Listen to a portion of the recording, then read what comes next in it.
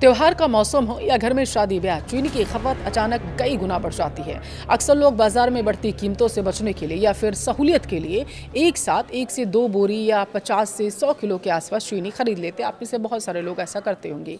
लेकिन क्या आपने कभी सोचा कि इतनी बड़ी मात्रा में राशन जमा करना कहीं कानूनी जुर्म तो आप नहीं कर रहे हैं? क्या आपको ये गिरफ्तार करवा सकता है? क्या पुलिस या फूड इंस्पेक्टर आपके घर छापा मार सकते हैं अगर उन्हें पता चल जाए? क्या आपको इससे जेल हो सकती है, जुर्माना देना पड़ सकता है? आज की वीडियो में हम भारत की एसेंशियल कमोडिटीज़ एक्ट यानी आवश्यक वस्तु अधिनियम 1955 क्या कहता है, चीनी से जुड़े तमाम नियम क्या हैं, आसान भाषा में आपको समझाएंगे। वीडियो बेहद काम का है, जागरूक करने वाला है, इसलिए लास्ट तक ज़रूर देखिएगा। नमस्कार, आपके साथ मैं पल्लवी रविंद्र सिंह। सबसे पहले आपके मन का तो मैं डर दूर कर देती हूँ। अगर आप एक आम नागरिक हैं और अपने यानी अगर आप कोई शॉप नहीं चला रहे हैं, कोई संस्थान नहीं चला रहे हैं, कोई परचून की दुकान नहीं चला रहे हैं, तो मैं आपको बता दूँ, आप अपने निजी इस्तेमाल के लिए 100 किलो या 1 क्विंटल चीनी खरीद कर घर में रखी है आपने, तो या कोई पहली बात तो अपराध नहीं है। इसके पीछे कारण है, सुनिए। 3 प्रमुख कारण हैं। पहले तो घरेलू स्टॉक पर कोई सामान्य सीमा नहीं है।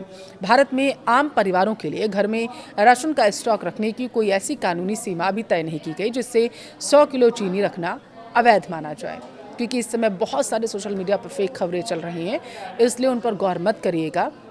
सबसे पहले अपने कानूनी अधिकार ज़रूर जानिएगा, जो मैं इस वीडियो में आपको बता रही हूँ। वीडियो बेहद काम का भी है, इसलिए शेयर ज़रूर करिएगा अपने परिवार में और दोस्तों में।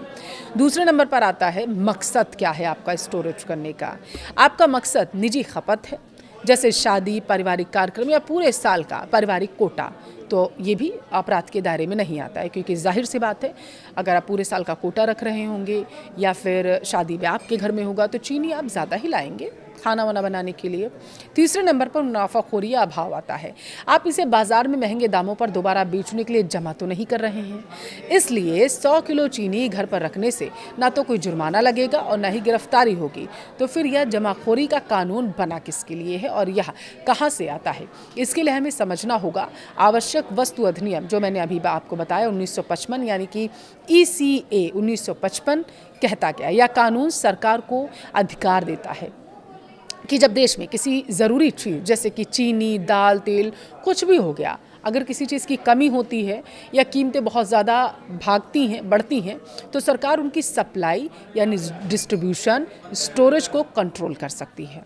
सरकार ऐसा इसलिए करती है ताकि बाज़ार में बनावटी कमी ना पैदा हो सके, कालाबाजारी, मुनाफाखोरी रोकी जा सके, आम जनता को सही दाम पर ज़रूरी चीज़ें मिलती रहें।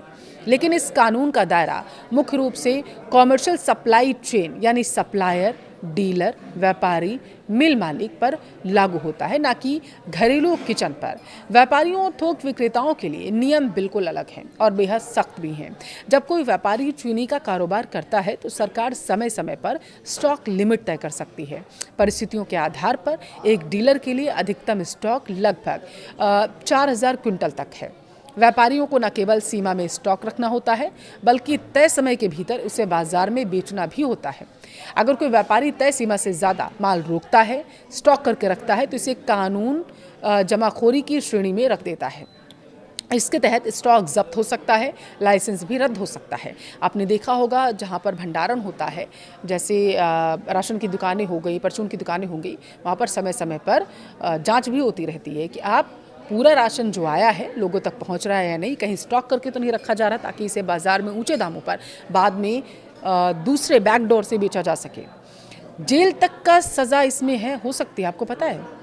और अब आपको मैं बताऊंगी, उन लोगों की बातें करूंगी जो ना तो आम परिवार हैं, ना ही चीनी के डीलर हैं, जैसे मिठाई वाले हो गए, बेकरी, होटल हो गए, फूड प्रोसेसिंग कंपनियां होंगी। उन्हें कानून किस की भाषा में, बल्कि कंज्यूमर्स आखिर क्या कहता है? देखिए, कुछ नियम हैं, वो क्या कहते हैं आप जानिए। पहला तो हो गया 10 मीट्रिक टन का नियम। अगर कोई कॉमर्शियल यूनिट महीने में 10 मीट्रिक टन से ज़्यादा चीनी इस्तेमाल करती है तो वह मनमाना स्टॉक जमा करने नहीं रख सकती। दूसरा नियम है 15 दिन की खपत सीमा। ऐसे व्यवसायों के लिए सरकार अक्सर अधिकतम 15 दिन की ज़रूरत के बराबर ही एडवांस स्टॉक रखने की परमिशन देती है। इसका मकसद ये है कि बड़ी बड़ी कंपनियाँ बाज़ार की पूरी चीनी पहले से खरीद करना बैठ जाएँ, जिससे आम लोगों के लिए बाजार में कमी हो जाएगी। कानून की नज़र में अंतर सिर्फ इस बात का नहीं है कि आपके पास कितनी चीनी है, बल्कि इस बात का भी है कि आपका मकसद और पैमाना क्या है चीनी रखने का। अगर कोई व्यक्ति बिना व्यापारिक लाइसेंस के अपने घर के तहखाने में 100 क्विंटल चीनी भरकर बैठ जाए, बाद में उसे ब्लैक में बेचे, तो वह अपराध के दायरे में आएगा। तो पूरा मामला बिल्कुल साफ है, मुझे लगता है आपको समझ में आ गया होगा।